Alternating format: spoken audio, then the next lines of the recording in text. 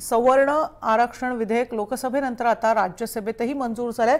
हे विधेयक राज्यपालांकडे स्वाक्षरीसाठी पाठवण्यात येणार आहे, राष्ट्रपतींकडे स्वाक्षरीसाठी पाठवण्यात येणार आहे। मात्र या सवर्ण आरक्षणाबाबत मुंबई, नाशिक, नागपूर आणि कोल्हापूरच्या नागरिकांना काय वाटतं ते आपण पाहणार आहोत।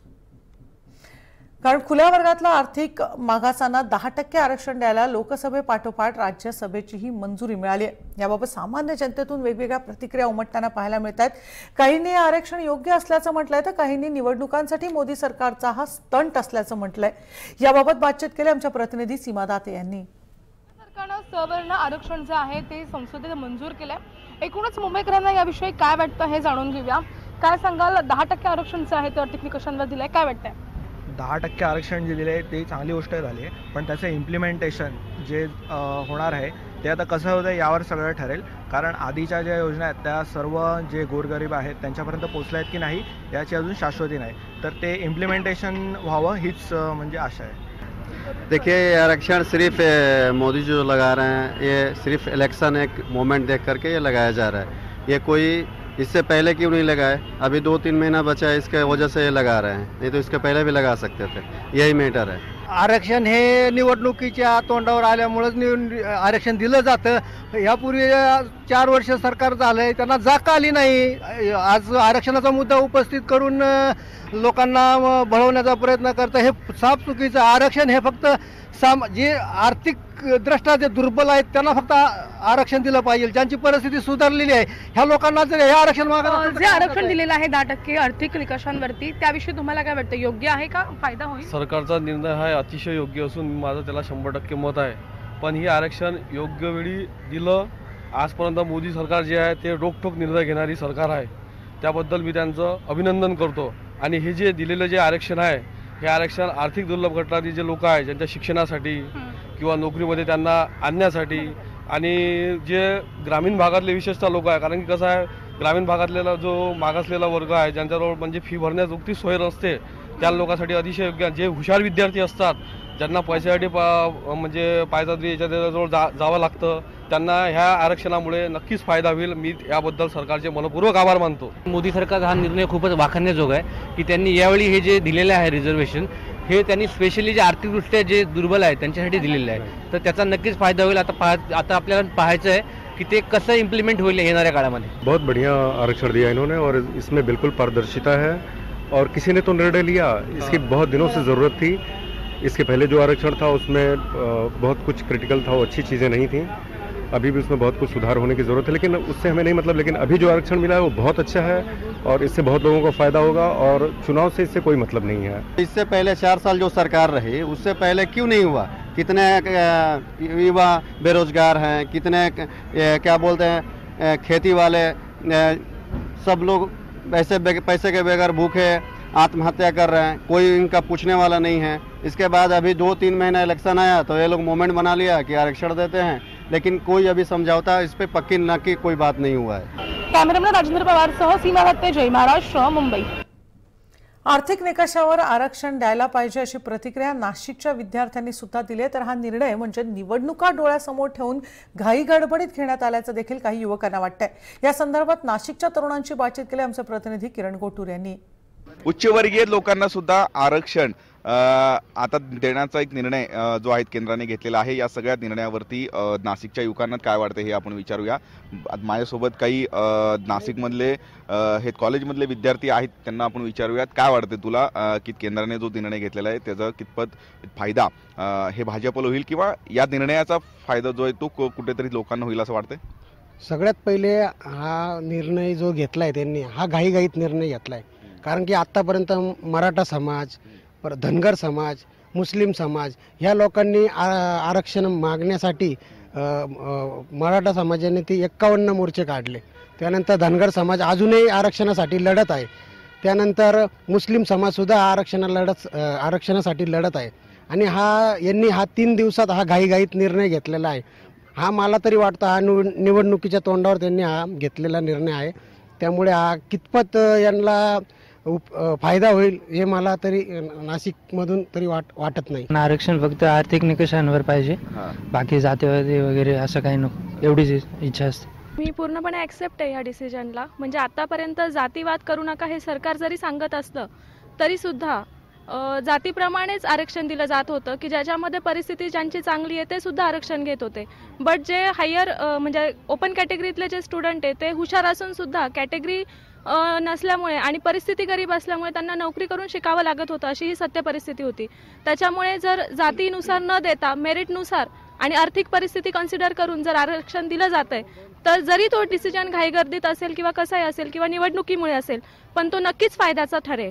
आर्थिक निकषावरती जे आरक्षण देत आहे ते खरोखरच म्हणजे हा विचार चांगला आहे, परंतु उशिरा घेतलेला निर्णय आहे. कारण जातीला म्हणजे पोटाला जात नसते, ज्याला खऱ्या अर्थाने गरज आहे त्याला आरक्षण देणं गरजेचं होतं. तो कुठल्याही जाती धर्माचा असतो. सवर्णांना जरी आरक्षण त्यांनी 10% ते दिलं पण ते निश्चित आर्थिक निकषावरती दिलेलं आहे आणि येणाऱ्या काळात सर्वच आरक्षण हे आर्थिक निकषावर असेल असं मला वाटतंय. मी किरण गोटूर, जय महाराष्ट्र न्यूज, नाशिक.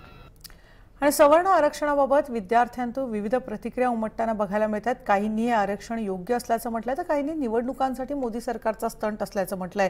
याबाबत बातचीत केली आमचे प्रतिनिधी उदय तिमांडे यांनी. केंद्र सरकारने सवर्णांना 10% आरक्षण देण्यासंदर्भात लोकसभेत काल ठराव मंजूर केला. मात्र या आरक्षणाने विद्यार्थ्यांना किंवा इतर समाजातील जे वर्ग आहेत त्यांना काय फायदा होईल जाणून घेण्यासाठी आपल्यासोबत स्वतः अनेक महाविद्यालयीन विद्यार्थी आहेत, त्यांच्याकडून जाणून घेऊया. मला सांग, काल ज्या पद्धतीने लोकसभेत 10% सवर्णांना आरक्षण मंजूर झालेलं आहे, काय वाटतं याच्यातून देशामध्ये काय बदल होते? बघा, लोकसभेत काल तर ते मंगळवारी म्हणजे पुढे गेलं. राज्यसभेत आता त्याचं पारित होणं फार गरजेचं आहे, कारण शैक्षणिकदृष्ट्या आणि आर्थिकदृष्ट्या हे जे म्हणजे आरक्षण होणार आहे याचा फायदा नक्कीच त्या संवर्ग वर्गांना होणार आहे. आणि 10% हे जे आता ते तोंडावर आले आहे, निवडणुकीच्या याच्यावर तोंडावर येत आहे असं मला वाटतं. कुठे ना कुठे विचार करायला हवा आहे. ये बात थी सिर्फ 10 साल, फिर पॉलिटिशियंस ने कैसे इसको अपने गेन्स के लिए वो कर लिया. तो आज के जैसे देखा जाए रिजर्वेशन उनको ही मिलना चाहिए जो मतलब डिज़र्व करते, जो बहुत नीडी है.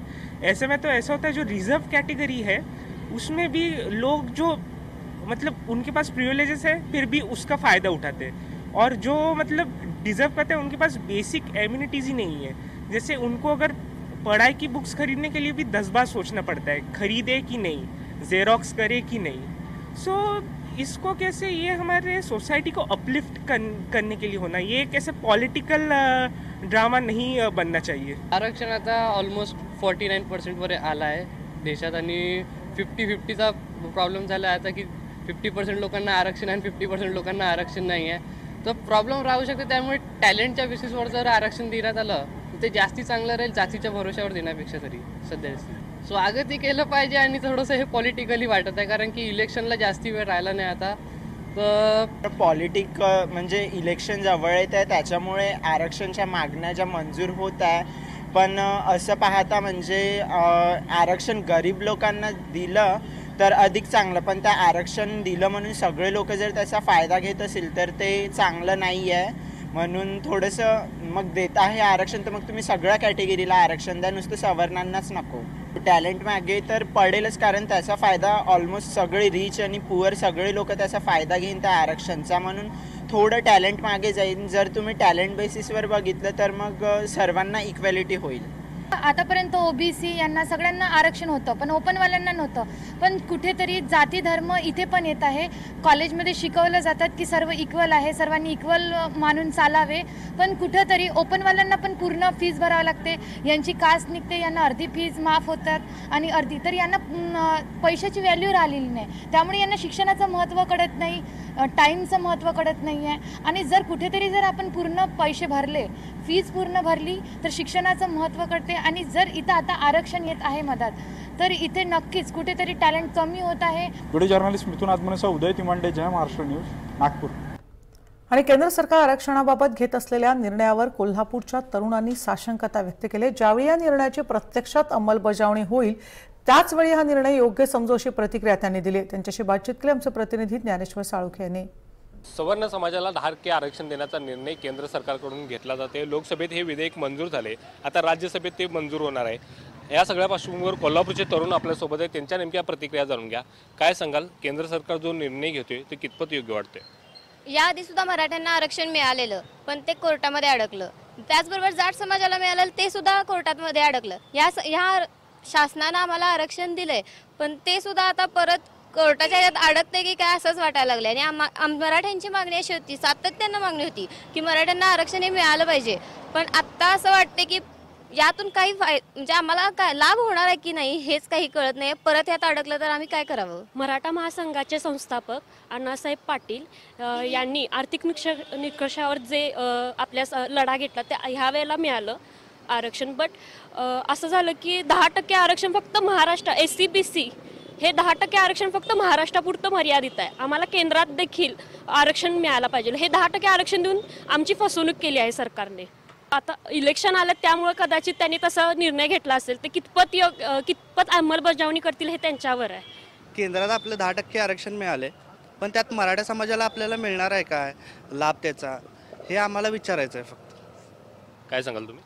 8 लाखाची मर्यादा ठेवून केंद्र सरकारनं 10% आरक्षणाचं जे आता निर्णय घेतलेला आहे, गेली 4-4.5 वर्ष सरकारला झालेले आहेत आणि 4-4.5 वर्षात हा निर्णय घेतलेला नाही आणि आत्ताच घेतला आहे. त्यामुळे ह्याला निवडणुकीचा कुठंतरी एक संदर्भ लागतोय असं वाटते. आणि 50% आरक्षणाची मर्यादा आता ओलांडलेली आहे. मग हे आरक्षण सुद्धा टिकणार आहे काय हे सुद्धा त्या ठिकाणी बघायला लागणार आहे. आणि हे जर आरक्षण जर 4 वर्षापूर्वी किंवा त्या कालावधीमध्ये जर घेतला असतं तर त्याचा लाभ आम्हाला घेता आला असता आणि प्रत्यक्षात त्याचा उणिवा आणि त्यातलं जे हे आहे ते आपल्याला दिसलं असतं. कॅमेरामन संदीप पाटीलसह ज्ञानेश्वर साळुंखे, जय महाराष्ट्र, कोल्हापूर. सवर्ण आरक्षणाचं विधेयक काल लोकसभेत एकमतानं आपण बघतोय मंजूर झालं. सर्व समाजातील घटकाला हे आरक्षण आर्थिक निकषावर देण्यात आलंय, त्यामुळे नोकरी आणि शिक्षणमध्ये याचा फायदा होणार आहे. तरुण वर्गाने याचं स्वागत केलं, मात्र याला उशीर झाला आणि जाणीवपूर्वक निवडणुकीच्या तोंडावर अपयश झाकण्यासाठी आरक्षण देण्यात आलं अशा प्रतिक्रिया पाहायला मिळत आहेत. पुण्यातील तरुणांशी संवाद साधले आमचे प्रतिनिधी अमोल धर्माधिकारी यांनी. मोदी सरकारने सवर्ण आरक्षण देऊन सर्व जातीच्या लोकांना गोंजारण्याचा प्रयत्न केलेला आहे आणि लोकसभेत देखील हे बिल काल मंजूर करण्यात आलेलं आहे. जे काही विधेयक आहे ते बदलण्यात आलेलं आहे. तरुण वर्गाला याबद्दल काय वाटतं त्यांची मतं जाणून घेऊयात, कारण की याचा मोठा फायदा हा तरुण वर्गाला होणार आहे.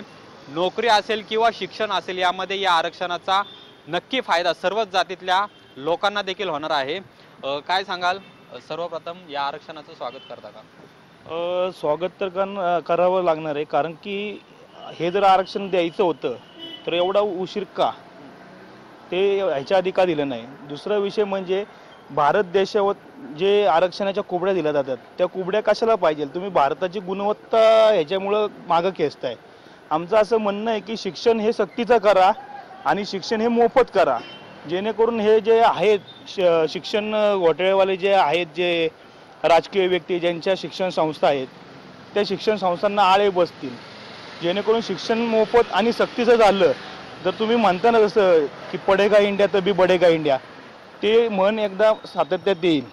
म्हणून आमचं असं म्हणणं आहे की कुठल्याही प्रकारचं आरक्षणाच्या कुबड्या नको, जे काय व्हायचं ते गुणवत्तेवर होऊ दे आणि शिक्षण मोफत आणि सक्तीचं करा. हा जर निर्णय घ्यायचा होता तर त्यांनी आधी घ्यायचा होता. 5 राज्यांचा जो पराभव झालेला आहे हा हे झाकण्यासाठी हे मोदी सरकारने केलेलं आहे असं मला निश्चित वाटतं. मुद्दा राहिला नोकरी आणि शिक्षणाचा.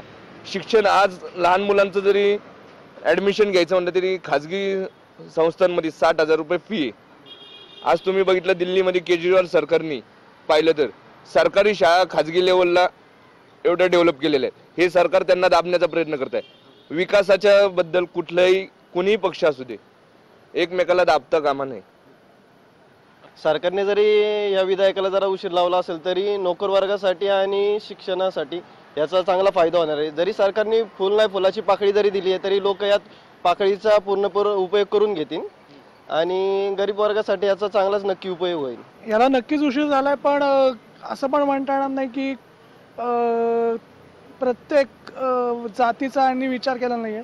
प्रत्येक जातीचा अगदी खालपर्यंत जाऊन विचार केलाय. आर्थिक स्थैर्य पण जेवढं आहे त्याच्या 10% त्यांनी दिले.